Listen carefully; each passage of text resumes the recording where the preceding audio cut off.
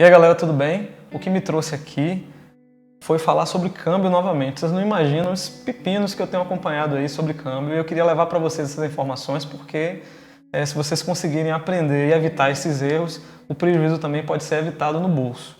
Eu queria agradecer ao pessoal da GoBike por me permitir utilizar aqui a oficina deles. Essa bicicleta é da loja, o cavalete que eu estou utilizando aqui atrás é da loja também. Eles são sempre muito gentis em ceder espaço aqui pra gente. E como é pertinho de casa, eu sempre estou por aqui, então casa tudo muito bem. Bom, vamos lá ao assunto. Aconteceu com duas pessoas, o que me chamou a atenção foi isso, duas pessoas na sequência. Ed estava pedalando com a gente no treino do clube e ele estava descendo um meio fio alto, eu vi de longe o que aconteceu, não tinha entendido direito. Quando eu cheguei ele estava com a cara super preocupada, ele virou para mim e disse: "Pô, Daniel, acabei de botar esse câmbio na bicicleta, é novo, quebrou aqui, quebrou." Eu vi logo o que tinha acontecido, a corrente caiu aqui entre o último cog e os raios e ficou presa. E quando ele tentou pedalar com a corrente nessa situação, ele forçou o câmbio virou ao contrário. Tá? Ele fez isso aqui ó, e virou ao contrário, então parecia realmente que estava quebrado. Mas eu já sabia que não tinha sido nada grave. No fim das contas, depois de alguns minutos que a gente conseguiu tirar a corrente lá de trás, que é um trabalho chato, você suja a mão porque você pega na corrente suja de graxa e tem que fazer um pouco de força, não pode puxar demais de qualquer jeito porque pode quebrar, então é uma questão de jeito e força. Conseguimos tirar e eu disse a ele: "Ed, voltou tudo ao normal, já consegui botar seu câmbio aqui no lugar, mas está empenado, você vai precisar levar na oficina." Ele levou na oficina, resolveu, tranquilo. Mas vamos ver o segundo caso. Você lembra de Guilherme Araújo? Ele teve um problema na bicicleta agora, igualzinho de Ed, só que ele quebrou a gancheira, quebrou essa parte aqui, essa pecinha que prende, né, o quadro ao câmbio. E ele estava falando comigo assim, dava para perceber no tom dele que ele estava meio triste, porque a bicicleta é novinha, ele está todo apaixonado pela bicicleta e de repente tem um problema como esse, né? Inclusive o câmbio dele deve ter empenado também.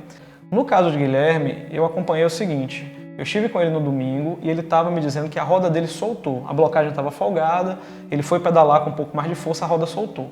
A gente colocou no lugar, mas a gente teve que alinhar a pinça do freio. E eu já tinha percebido que o câmbio, nesse momento que a roda soltou, bateu no chão, podia ter empenado alguma coisa. Eu falei para ele: "Guilherme, assim que possível leva para dar uma olhada nesse câmbio." Ele achou que não, o câmbio está no lugar, está tudo certo.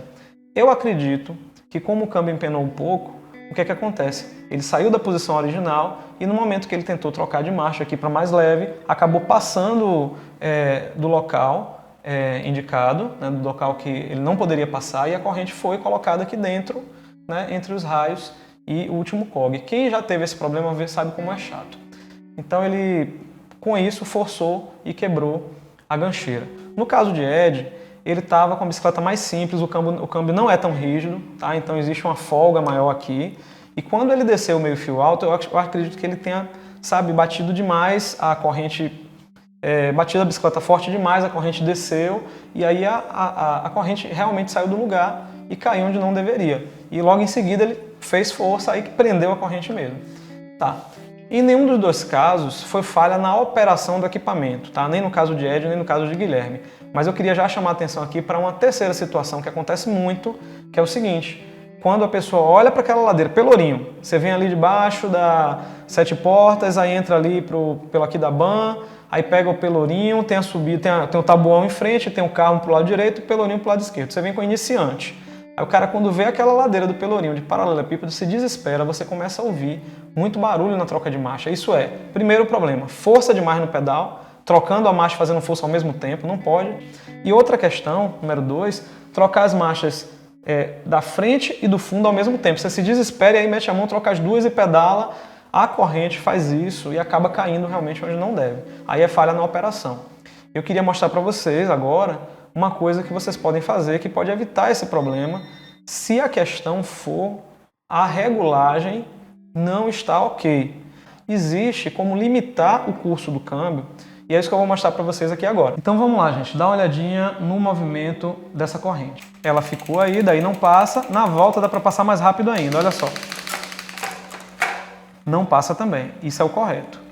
O que é que acontece?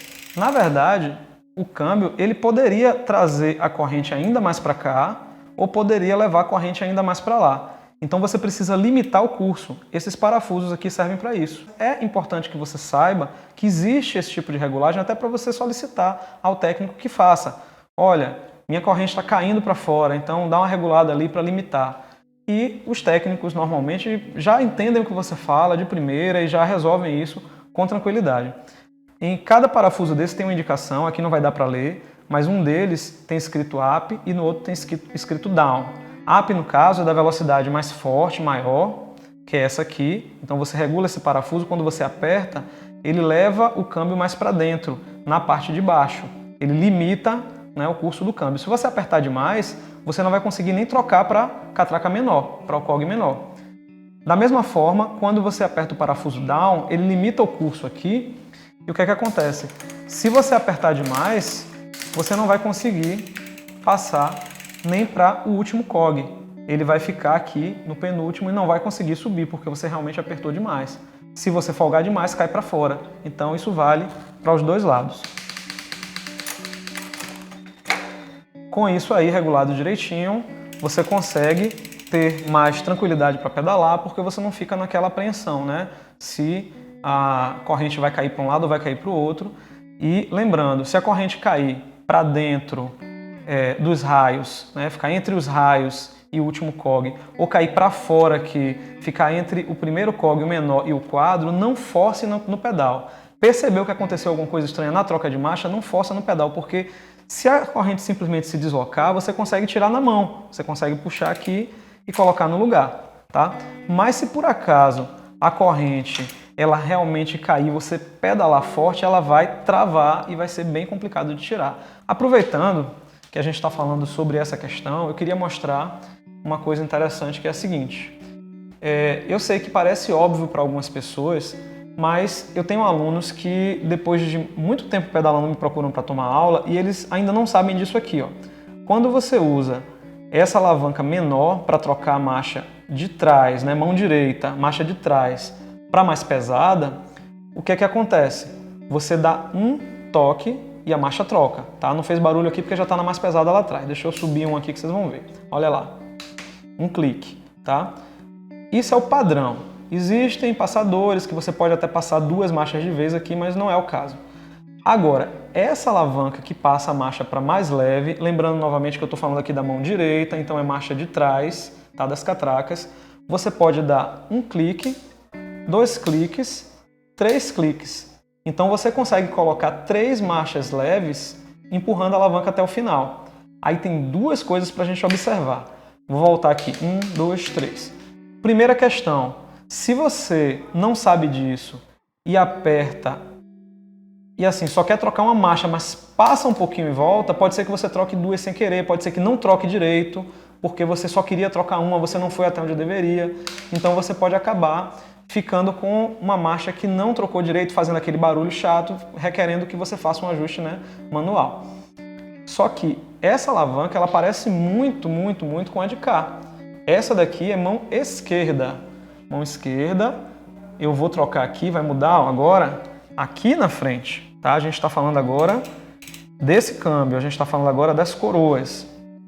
Olha só que detalhe interessante, elas se parecem, tá? Olha só, são bem parecidas, mas o funcionamento não é o mesmo.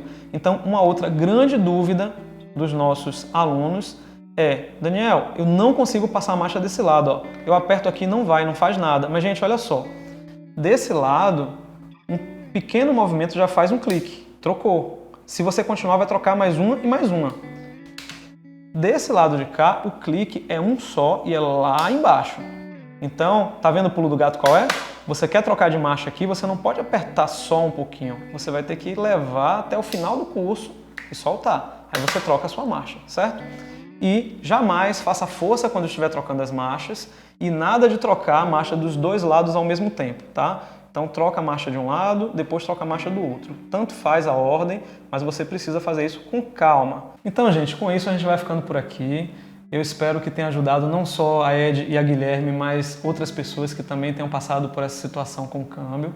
O que eu estou mostrando para vocês aqui é que existe um recurso e você vai aprender a partir de agora a falar sobre ele com o seu técnico. Ou se você já consegue se desenrolar bem, você pode fazer o ajuste, tá? Vai testando devagarzinho com calma, então a gente vai terminando.